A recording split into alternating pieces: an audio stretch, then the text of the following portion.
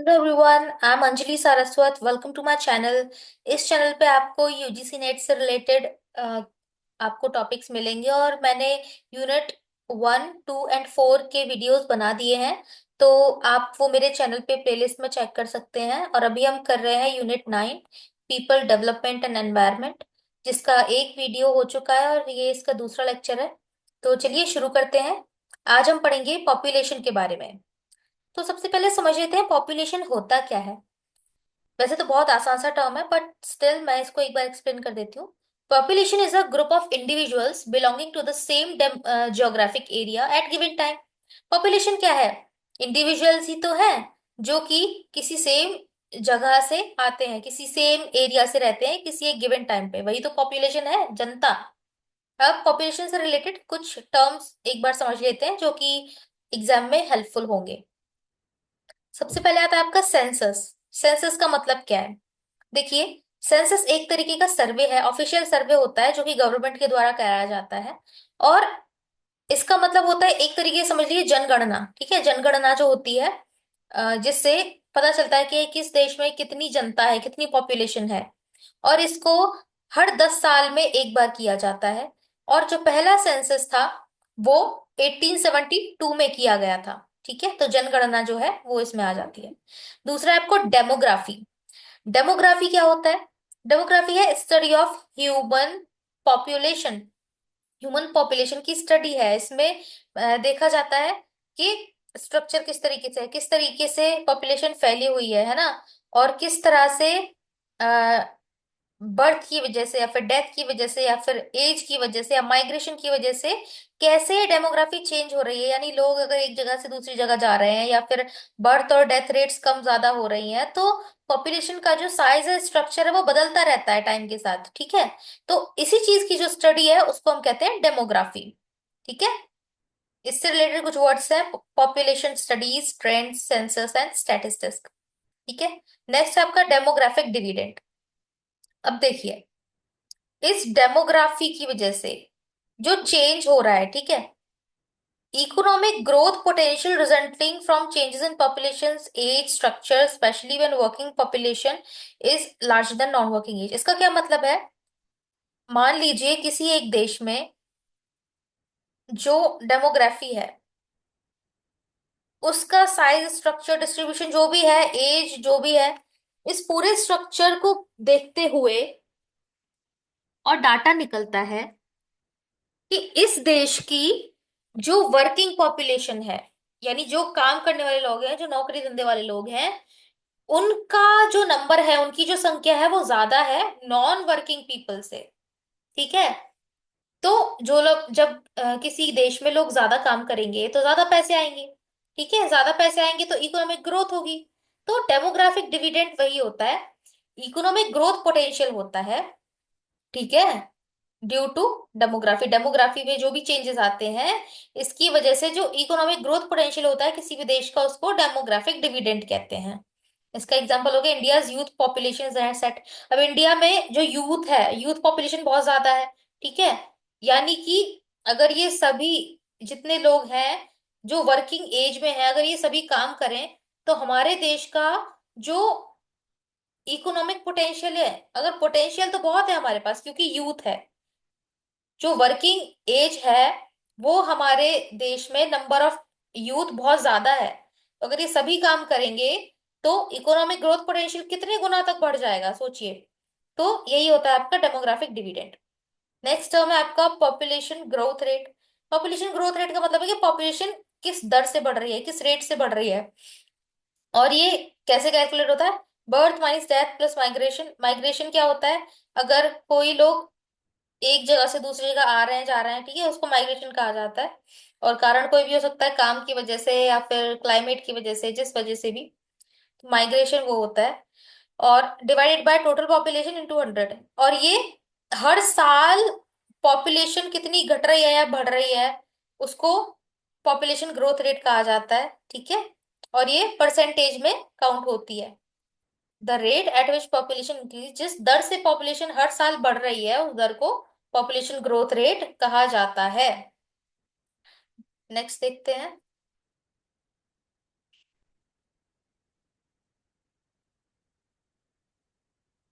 Next है आपका population density. Population density क्या होता है, देखिए, number of people per unit area, usually पर स्क्वायर किलोमीटर, यानी कि कितने एरिया में कितनी पॉपुलेशन रह रही है, ये आपकी पॉपुलेशन डेंसिटी होती है। पॉपुलेशन डिवाइडेड बाय एरिया, ठीक है। Population means number of people और एरिया मतलब स्क्वायर किलोमीटर में इतने स्क्वायर किलोमीटर, जितने भी एरिया वो इससे डिवाइड कर देंगे। तो पॉपुलेशन डेंसिटी का क्या मतलब है, अगर एक छोटे से एरिया में बहुत ज्यादा लोग रह रहे हैं तो हम कहेंगे कि हाई डेंसिटी वाला एरिया, हाई पॉपुलेशन डेंसिटी है यहाँ पे। अगर हम कोई ऐसी जगह देखेंगे जहाँ पे बहुत कम लोग हैं, है ना, एक बट, और लेकिन एरिया बहुत ज्यादा है, ज्यादा एरिया है, कम लोग रह रहे हैं, तो ये क्या होगा, लो पॉपुलेशन डेंसिटी वाली जगह होगी। अब यहाँ पे लिखा हुआ है इंडिया हैज हाई डेंसिटी, यानी कि एरिया कम है लेकिन लोग ज्यादा रह रहे हैं, ठीक है। लेकिन स्पार्सली पॉपुलेटेड एरियाज कौन कौन से हैं, डेजर्ट या माउंटेन्स। स्पार्सली का मतलब, स्पार्सली पॉपुलेटेड एरिया मतलब जहाँ पे कि लोग छितरे हुए रह रहे हैं, ऐसा नहीं इकट्ठे होके रह रहे हैं एक जगह पे। जैसे डेजर्ट हो गए, रेगिस्तान या माउंटेन्स, यहाँ पे अगर आप गए होगे आपने देखा होगा बहुत कम घर दिखते हैं, बहुत कम लोग नजर आते हैं, ठीक है। मैदानी क्षेत्रों के कंपैरिजन में, मैदानी क्षेत्रों में बहुत ज्यादा हाई डेंसिटी है, बिल्कुल पास पास घर बने हुए हैं, एक के ऊपर एक बिल्डिंग्स बनी हुई है ना, तो यहाँ पे लोग ज्यादा हैं, एरिया कम है। लेकिन डेजर्ट या माउंटेन्स में बहुत सारी चीजों की वजह से जो है कम लोग रहते हैं, तो हम कहेंगे कि स्पार्सली पॉपुलेटेड एरियाज है डेजर्ट और माउंटेन्स, यहाँ पे कम लोग रहते हैं, एरिया ज्यादा है। फर्टिलिटी रेट क्या होता है, फर्टिलिटी रेट का मतलब है कि it is the number of live birds पर वुमेन, यानी कि एक जो लेडी है वो कितने बर्थ दे रही है, यानी कितना कितने बच्चों को जन्म दे रही है, it is the number of live birds पर वुमेन, ये हो गया आपका फर्टिलिटी रेट। अब नेक्स्ट है आपका फेकंडिटी रेट। ये है biological capacity of a woman to produce offspring, यानी कि ये ये एक्चुअल रेट नहीं है। ऐसा नहीं है कि अ, अगर इस नंबर के हिसाब से आप देखो तो आप सोचो कि भाई इतने बच्चे पैदा हो रहे हैं, नहीं, ये सिर्फ कैपेसिटी बताइए, बायोलॉजिकल कैपेसिटी है एक विमेन की टू प्रोड्यूस ऑफस्प्रिंग, यानी कि कोई विमेन कितने बच्चे पैदा कर सकती है, ठीक है, बायोलॉजिकली। ये होता है आपका फेकेंडिटी रेट, और इट इज पोटेंशियल फर्टिलिटी, ठीक है, नॉट एक्चुअल बर्थ्स, ठीक है। नेक्स्ट है crude birth rate. Crude birth rate का मतलब है कि एक साल में 1000 लोग हैं तो 1000 में से कितनी बर्थ हो रही है, ठीक है, नंबर ऑफ लाइव बर्थ्स पर 1000 people in a given year, किसी भी एक साल में अगर 1000 लोग हैं तो उन 1000 लोग में कितनी लाइव बर्थ्स हैं, ठीक है, जन्म लेने वाले कितने हैं। और इसका फॉर्मूला है live birth divide by total population into 1000। वैसे फॉर्मूले आएंगे नहीं, बट स्टिल आपको थोड़ा समझ आए इसलिए मैंने फॉर्मूला इंक्लूड कर दिए हैं। क्रूड डेथ रेट, ये इसका उल्टा हो जाएगा, ठीक है। इसमें नंबर ऑफ डेथ पर 1000 पीपल इन गिवन ईयर, हजार लोगों में कितनी डेथ हो रही है हर साल, उसका जो नंबर है वो क्रूड डेथ रेट होता है। Death divide by total population multiply by 1000। Infant mortality rate, mortality मतलब कितने मर रहे हैं, तो कितने इन्फेंट मतलब एक साल के अंदर अंदर अगर कोई भी बच्चा पैदा हुआ है और पैदा होने से एक साल का होने के भीतर ही अगर उसकी डेथ हो जाती है तो होता है इन्फेंट मोर्टेलिटी। और इन्फेंट मोर्टेलिटी रेट क्या है, number of death of infants under 1 year old पर 1000 लाइव बर्थ, ये आप देख रहे हो सब 1000 पीपल के बेसिस पे है, ठीक है। हर 1000 में कितना जन्म ले रहा है या कितना मर मर रहा है कोई भी पॉपुलेशन जो है आपकी, उसके हिसाब से देखा जा रहा है इसको। तो number of deaths of infants under 1 year old पर 1000 लाइव बर्थ्स, ठीक है। तो ये क्या दिखाता है कि रिफ्लेक्ट्स हेल्थ केयर क्वालिटी, ये हेल्थ केयर क्वालिटी दिखाता है। अगर इन्फेंट मोर्टेलिटी रेट कम है मतलब बहुत अच्छी हेल्थ केयर सर्विसेज मिल रही है आपकी कंट्री में। अगर इन्फेंट मोर्टेलिटी रेट बहुत ज्यादा है, यानी कि बच्चे एक साल का हो ही नहीं पा रहे हैं, उससे पहले ही मर जा रहे हैं, तो इसका मतलब क्या है कि हेल्थ केयर क्वालिटी बहुत पुअर है, बहुत खराब है, उनको सही से ट्रीटमेंट नहीं मिल पाता, इसकी वजह से वो मर जा रहे हैं और इन्फेंट मोर्टेलिटी रेट हाई है। नेक्स्ट है लाइफ एक्सपेक्टेंसी रेट, यानी कि लाइफ एक्सपेक्टेंसी का मतलब है कि कोई भी व्यक्ति कितना जिएगा, ठीक है। तो एवरेज नंबर एक निकाला जाता है पूरी पॉपुलेशन के हिसाब से। Average number of years a person is expected to live, यानी कि एवरेज एक नंबर जितना एक व्यक्ति जी सकता है एक देश में, ये उसकी होती है लाइफ एक्सपेक्टेंसी रेट। और ये हायर इन डेवलप्ड कंट्रीज, यानी कि जो कंट्रीज डेवलप हो चुकी हैं यहाँ पे ये ज्यादा है, क्योंकि वहाँ पे हेल्थ केयर बढ़िया है, और दवाइयों के माध्यम से या फिर जो भी उनको फैसिलिटीज मिल रही है उनके माध्यम से लोगों को ज्यादा उम्र तक जीवित रखा जा रहा है। ठीक है, तो ये है लाइफ एक्सपेक्टेंसी रेट। नेक्स्ट आपका आता है माइग्रेशन। माइग्रेशन क्या है? Movement of people from one place to another, एक जगह से दूसरे जगह लोग जाते हैं, इसको माइग्रेशन कहा जाता है। इसमें कैसा हो सकता है माइग्रेशन? इंटरनल, यानी कि विद इन कंट्री, जैसे एक स्टेट से दूसरे स्टेट आप जाते हैं, छोटे शहर से बड़े शहर या गांव से शहर जब आप जाते हैं, मान लीजिए वो चाहे काम के पर्पज से हो या फिर बेहतर लाइफस्टाइल की वजह से हो, जब आप एक जगह से दूसरी जगह जाते हैं उसको माइग्रेशन कहा जाता है। देश के अंदर जब ये होता है तो इंटरनल होता है। इंटरनेशनल जब होता है जब आप एक देश से दूसरे देश जाते हैं। ठीक है,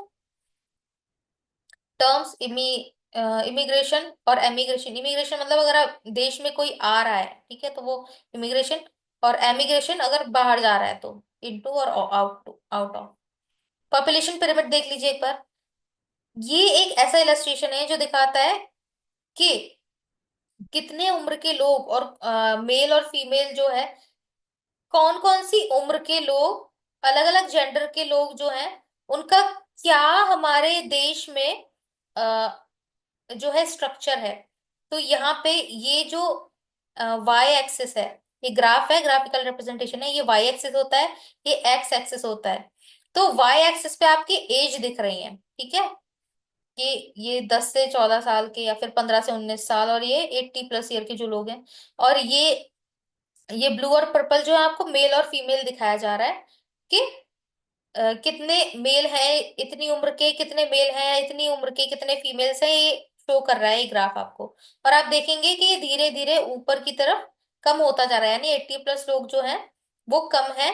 और 0 से 4 मंथ्स के, 0 से 4 ईयर के जो लोग हैं मेल फीमेल वो ज्यादा है, धीरे धीरे कम होते जा रहे हैं। ठीक है, तो एक ग्राफिकल इलस्ट्रेशन है जो आपको दिखा रहा है एज और सेक्स के हिसाब से पॉपुलेशन का स्ट्रक्चर क्या है। इसको बोलते हैं पॉपुलेशन पिरामिड, क्योंकि ये पिरामिड जैसी शेप बना रहा है, इसीलिए इसको पॉपुलेशन पिरामिड कहा जाता है, क्योंकि ये पॉपुलेशन की जानकारी दे रहा है और पिरामिड के शेप में है। अब कुछ ये और देख लेते हैं एक बार, स्टेजेस ऑफ पॉपुलेशन ग्रोथ, इसको डेमोग्राफिक ट्रांजिशन थ्योरी भी कहा जाता है। 5 स्टेज होती है जिसमें, जो कि बर्थ रेट और डेथ रेट पे डिपेंडेंट होती है। इसको कैसे देखते हैं? ये आपको स्टेजेस के नाम पता होने चाहिए, ठीक है, कौन से स्टेज में क्या क्या चीजें होती है ये भी पता होना चाहिए। देखो, स्टेशनरी का मतलब है ठहरा हुआ, ठीक है। हाई स्टेशनरी मतलब बहुत ही ज्यादा रुका हुआ है। अगर बर्थ रेट हाई है और डेथ रेट भी हाई है ना, अगर बच्चे भी ज्यादा पैदा हो रहे हैं और मर भी ज्यादा रहे हैं, ठीक है, जब दोनों ही चीजें हाई हैं तो पॉपुलेशन की ग्रोथ कैसी होगी? देखो, जितने आ रहे हैं उतने ही जा रहे हैं, तो ग्रोथ कैसी होगी? या तो बहुत स्लो होगी या फिर बिल्कुल रुकी हुई होगी। ठीक है, तो रुकी हुई है, स्टैगनेंट का मतलब रुकी हुई। तो हाई स्टेशनरी, इसलिए इस स्टेज को कहा गया हाई स्टेशनरी, क्योंकि रुका हुआ है। बर्थ हाई है, डेथ भी हाई है, इसलिए इसको हाई स्टेशनरी। ये दोनों हाई है इसीलिए इसको हाई स्टेशनरी, क्योंकि रुका हुआ है। ठीक है, इसके की फीचर्स क्या हैं या फिर रीजन क्यों है birth rate death rate high है? तो पॉपुलेशन जो है या तो वो जैसी है वैसी रहेगी या फिर बहुत कम चेंज आएगा। ऐसा क्यों हो सकता है? क्योंकि पुअर मेडिकल केयर है, ठीक है, ट्रीटमेंट नहीं मिल रहा है, तो लोग जो है जल्दी मर रहे हैं। और यहाँ पे इन्फेंट मोर्टेलिटी रेट भी ज्यादा है, ठीक है, मर रहे हैं, फेमिन वॉर्स भी हैं, ठीक है, यानी भुखमरी भी है यहाँ पे, मतलब दिक्कत है, दिक्कत ही दिक्कत है। तो ये कैसी कंट्रीज में होता है? जहाँ पे प्री इंडस्ट्रियल सोसाइटीज हैं, ठीक है, यहाँ पे कुछ भी बहुत अच्छे से डेवलप नहीं हुआ है। और दूसरा है अर्ली एक्सपेंडिंग। अर्ली एक्सपेंडिंग है ना, एक्सपेंड मतलब फैलना, अर्ली मतलब पहले। अब इसमें बर्थ रेट हाई है बट जो डेथ रेट है वो धीरे धीरे कम हो रही है, ठीक है, यानी कि बच्चे ज्यादा पैदा हो रहे हैं। जब बच्चे ज्यादा पैदा हो रहे हैं और जो डेथ रेट है वो धीरे धीरे कम हो रही है, तो पॉपुलेशन क्या होगी? बढ़ जाएगी, है ना। पॉपुलेशन बढ़ रही है, यहाँ पे एक्सपेंड हो रही है। जब पॉपुलेशन बढ़ रही है तो इसका मतलब क्या है कि वहां पे हेल्थ केयर जो है वो बेटर हो रहा है, ठीक है, साफ सफाई सैनिटेशन बढ़िया हो रहा है, और खाना वाना भी लोगों को ठीक से मिल रहा है। तो जो लोग पहले कुछ कारणों की वजह से मर रहे थे वो अब कम मर रहे हैं, इसकी वजह से पॉपुलेशन बढ़ रही है। इसका एग्जाम्पल क्या है? काफी सारे अफ्रीकन नेशंस, ठीक है। लेट एक्सपेंडिंग, ये अर्ली एक्सपेंडिंग था, फिर ये लेट एक्सपेंडिंग आ गया। एक्सपेंडिंग में क्या है, अब देखिए, इसमें बर्थ रेट जो है वो डिक्लाइन हो रही है, धीरे धीरे कम हो रही है, ठीक है, बच्चे कम पैदा हो रहे हैं। जो डेथ रेट है वो भी धीरे धीरे कम हो रही है। इसमें जो है रैपिडली डिक्लाइन हो रही थी डेथ रेट, है ना, बहुत जल्दी से नंबर बढ़ रहा था। जो मरने वाले लोग थे वो कम हो रहे हैं बहुत तेजी से। और इसमें जो मरने वाले लोग हैं वो धीरे धीरे कम हो रहे हैं, ठीक है। तो यहाँ पे जो पॉपुलेशन ग्रोथ है वो स्लो हो जाएगी थोड़ी। तो इसकी वजह क्या हो सकती है? बर्थ रेट कम हो रहा है क्योंकि फैमिली प्लानिंग कर रहे हैं लोग, है ना, अर्बनाइजेशन हो रहा है, और पढ़ाई लिखाई भी कर रहे हैं, तो उनको पता है कि किस तरह से हमें पॉपुलेशन को कंट्रोल करना है। और इसमें कौन कौन से कंट्रीज आ जाते हैं? इंडिया या साउथ अफ्रीका। अब आता है लो स्टेशनरी, ये था हाई स्टेशनरी, ये लो स्टेशनरी। स्टेशनरी ये भी है क्योंकि यहाँ पे भी या तो बहुत ही कम ग्रोथ है या फिर रुकी हुई है, लो स्टेशनरी। ये हाई स्टेशनरी इसलिए था क्योंकि अभी बर्थ और डेथ रेट दोनों हाई हैं। ये लो स्टेशनरी क्योंकि यहाँ बर्थ और डेथ दोनों रेट लो है, ठीक है। ये आपको याद करने में हेल्प करेगा। जब बर्थ रेट भी लो है और डेथ रेट भी लो है, यानी कि बच्चे भी कम पैदा हो रहे हैं और मृत्यु भी कम हो रही है, तो यानी कि ये तो ये बिल्कुल स्टेबल होगा या फिर थोड़ी बहुत ग्रोथ होगी यहाँ पे। इसका क्या कारण हो सकता है? बहुत ही ज्यादा पढ़े लिखे लोग हैं, ठीक है, बहुत ज्यादा इकोनॉमिक डेवलपमेंट हो चुका है वहाँ पे, और कॉन्ट्रासेप्टिव यूज करते हैं जिसकी वजह से बर्थ रेट कम है। और इसके एग्जाम्पल हो गए ऑस्ट्रेलिया या फिर यूएसए। डिक्लाइनिंग, डिक्लाइनिंग में क्या है? यानी कि बर्थ रेट तो बहुत कम है, बहुत ही कम बच्चे पैदा हो रहे हैं। और जो डेथ रेट है, डेथ रेट या तो स्टेबल है, रुकी हुई है, जो है वही है, या फिर बढ़ रही है धीरे धीरे, है ना। यानी कि बर्थ रेट, बच्चे तो पहले ही कम पैदा हो रहे हैं, और जो डेथ रेट है वो थोड़ी थोड़ी बढ़ रही है या फिर रुकी हुई है। तो क्या होगा कि पॉपुलेशन कम होती जाएगी, ठीक है, क्योंकि ना तो नए बच्चे पैदा हो रहे हैं और ना ही जो पुराने हैं, और जो पुराने हैं वो भी मर रहे हैं, तो पॉपुलेशन कम हो रही है। पॉपुलेशन कम हो रही है, इसका क्या कारण हो सकता है? एजिंग पॉपुलेशन, बच्चे पैदा नहीं हो रहे हैं, पॉपुलेशन जो है बूढ़ी होती जा रही है और मर रही है, और बहुत कम बर्थ हो रहे हैं। और यहाँ पे क्या है, कॉस्ट ऑफ लिविंग बहुत ज्यादा हाई है जिसकी वजह से जो बर्थ रेट है वो वेरी लो है, ठीक है। तो बहुत सारे कारण हो सकते हैं, ये कुछ रीजंस हैं यहाँ पे। और जापान और जर्मनी ऐसे कुछ एग्जाम्पल्स हैं, ठीक है। तो कंटेंट तो आज का इतना ही था, बाकी थोड़ा सा अब हम क्वेश्चंस कर लेते हैं। Which of the following stages in demographic transition model is characterized by high birth and high death rate? High birth, high death किसमें था? पहला स्टेज था ना ये, ठीक है। हाई स्टेशनरी फर्स्ट स्टेज था, ये देखिए, हाई स्टेशनरी, इसमें बर्थ रेट, बर्थ और डेथ दोनों हाई है। अर्ली में बर्थ हाई है और डेथ रेट बहुत तेजी से कम हो रहा है। लेट में बर्थ रेट कम हो रहा है और डेथ रेट जो है वो धीरे धीरे कम हो रहा है। लो स्टेशनरी में दोनों ही चीजें लो है। डिक्लाइनिंग में बहुत कम है बर्थ रेट, और जो डेथ रेट है वो या तो बढ़ रहा है या फिर स्टेबल है, ठीक है। तो इसमें स्टेज वन हो जाएगा आंसर। नेक्स्ट क्वेश्चन है, identify the stages of demographic transition model where population growth is rapid due to declining death rate while birth rates remain high. अब यहाँ पे देखो, जहाँ पे पॉपुलेशन ग्रोथ इज रैपिड, ठीक है, पॉपुलेशन की ग्रोथ रैपिडली हो रही है due to declining death rate, यानी मर कम रहे हैं, और जो बर्थ रेट है वो हाई बनी हुई है। तो ये किस में था? स्टेज टू में, ठीक है। आप एक बार देख लो इसमें भी, ठीक है, इसमें बर्थ रेट हाई है और रैपिडली डिक्लाइन हो रहा है death rate. Birth rate high है और ये देखो, ठीक है।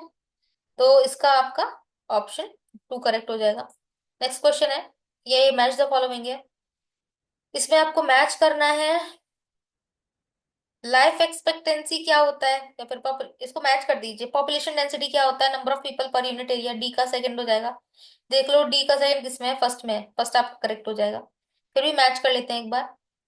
ए का फोर्थ, क्रूड बर्थ रेट मतलब नंबर ऑफ लाइव बर्थ पर थाउजेंड पॉपुलेशन पर ईयर। याद रखना ये, ठीक है, क्रूड बर्थ रेट जो है, क्रूड जहाँ पे है मतलब वहां पे पर ईयर हजार लोगों में कितने बर्थ हो रहे हैं वो आएगा।